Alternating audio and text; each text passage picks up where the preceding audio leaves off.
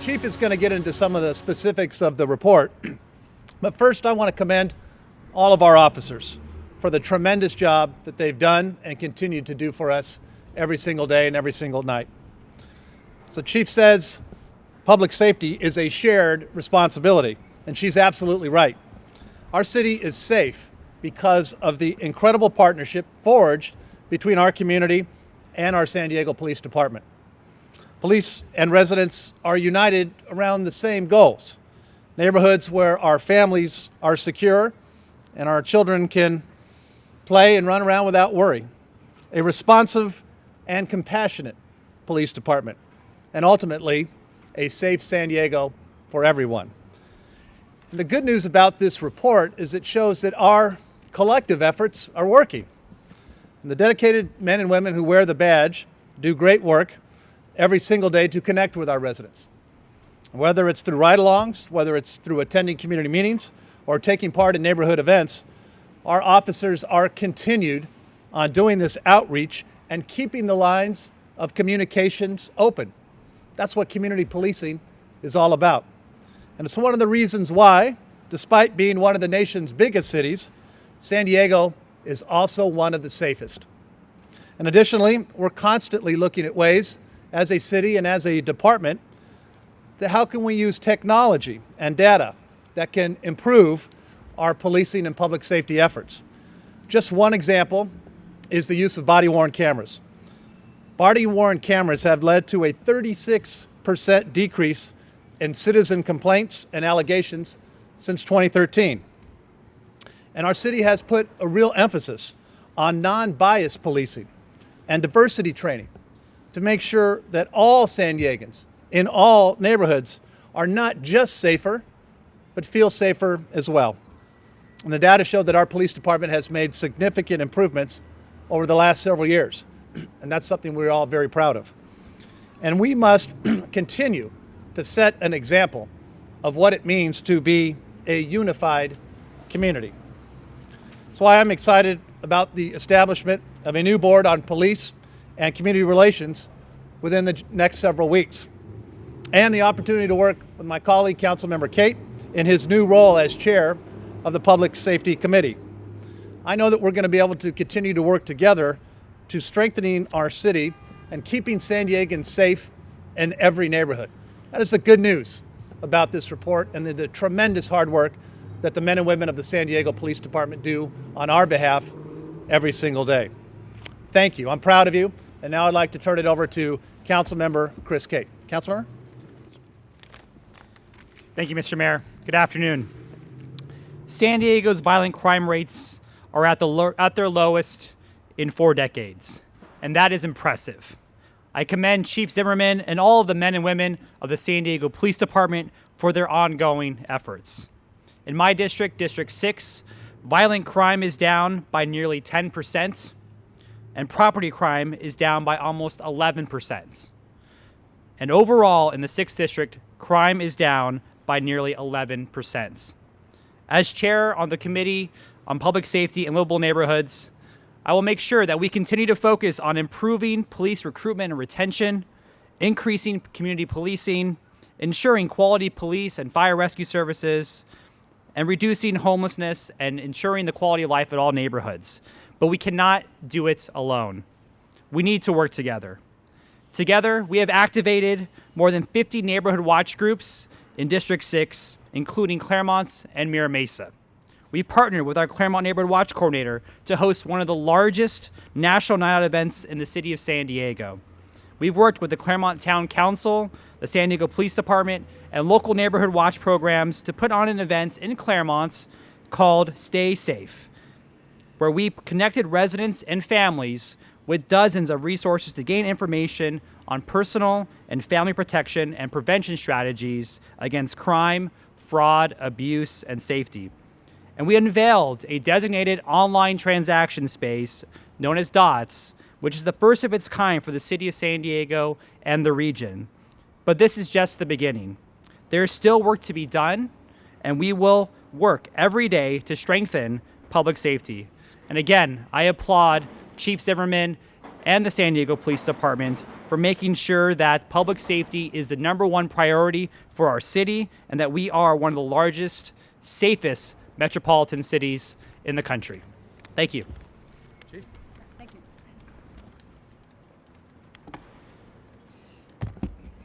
Well, good afternoon, and thank you, Mayor Faulkner, for your continued support and commitment to providing the critical resources we need for our police department to keep all Sandians safe. Thank you very much, Councilmember Chris Cate, for the assistance you provide our police department and community. They are all greatly appreciated. I have to tell you is that I'm very proud of what we here in San Diego have been able to accomplish together. 2016 was no easy year, yet we persevered together through the many challenges as one team and as one city. And the result is an overall crime rate that is the second lowest that we have seen in the past 47 years.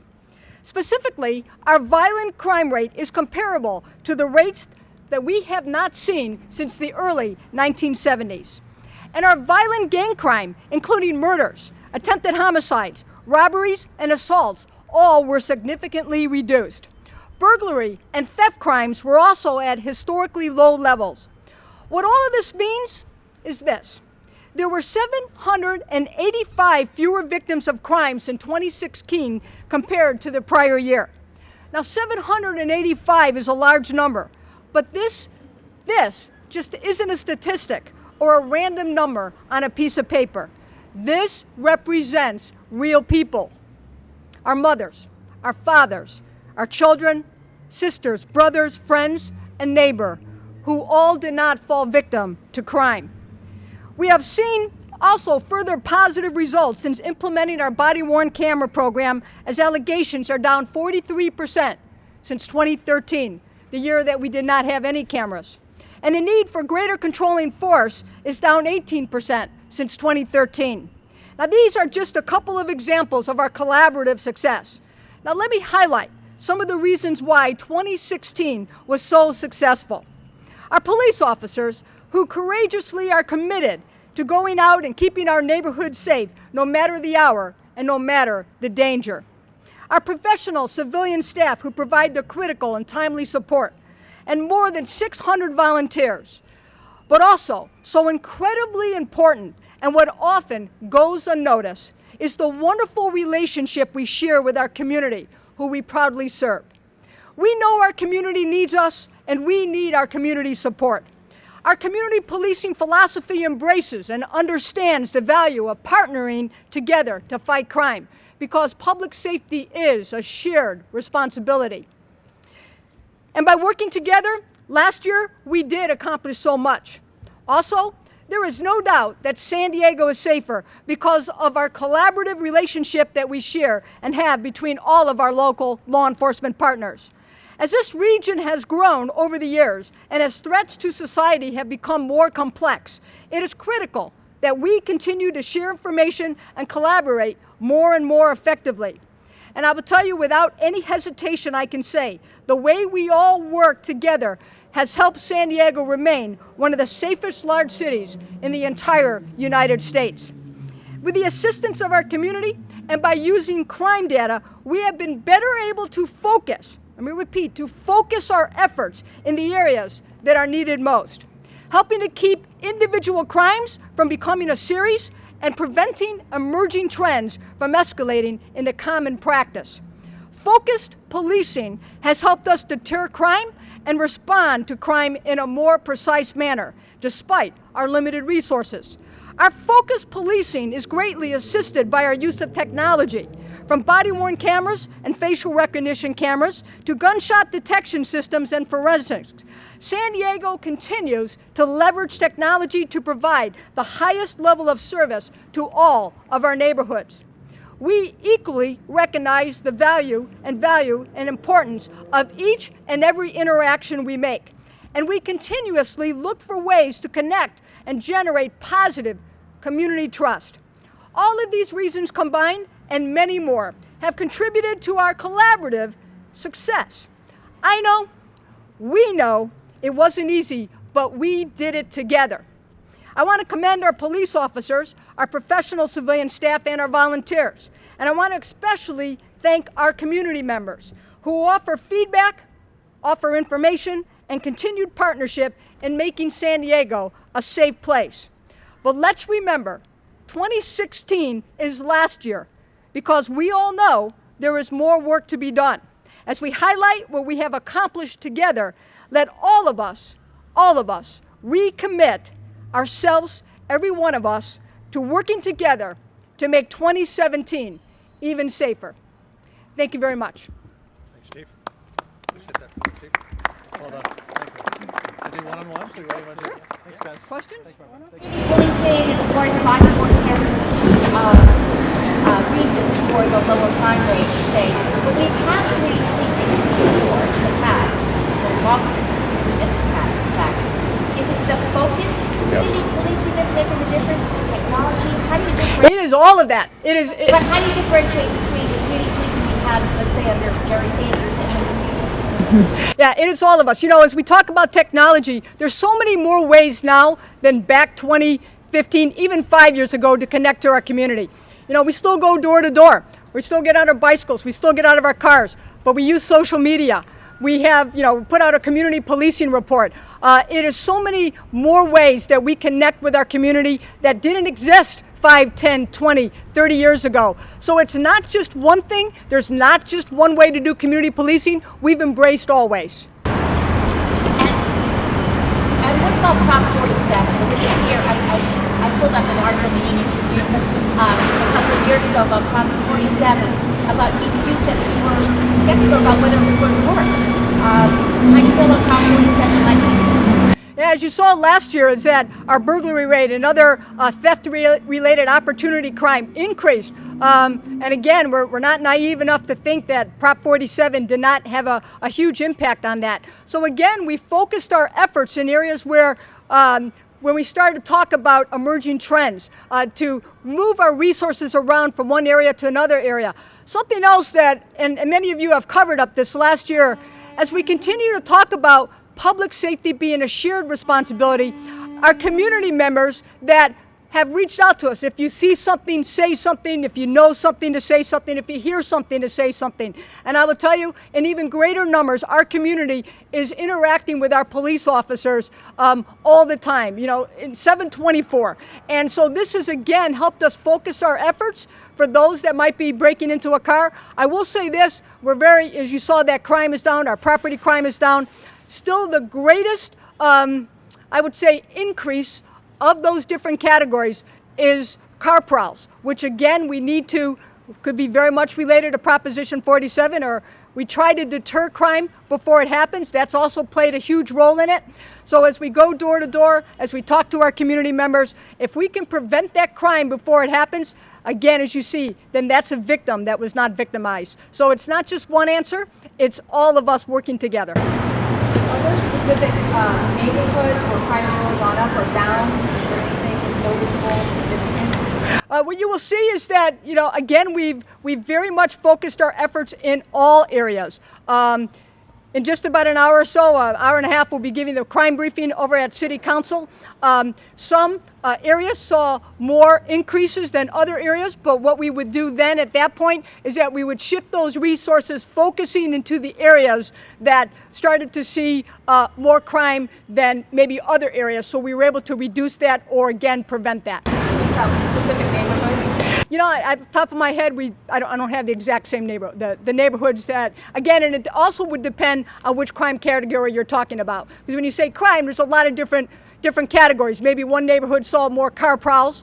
Another neighborhood might have seen more homicides. Another neighborhood might have seen more burglaries. So as we move our resources around, it's to make sure that we're able to respond to all of those incidents. Do you have this is wonderful, so I don't want to be the naysayer here, but is there anything specific in terms of a particular crime? I know you mentioned car prowls from Boston, that's hard to say.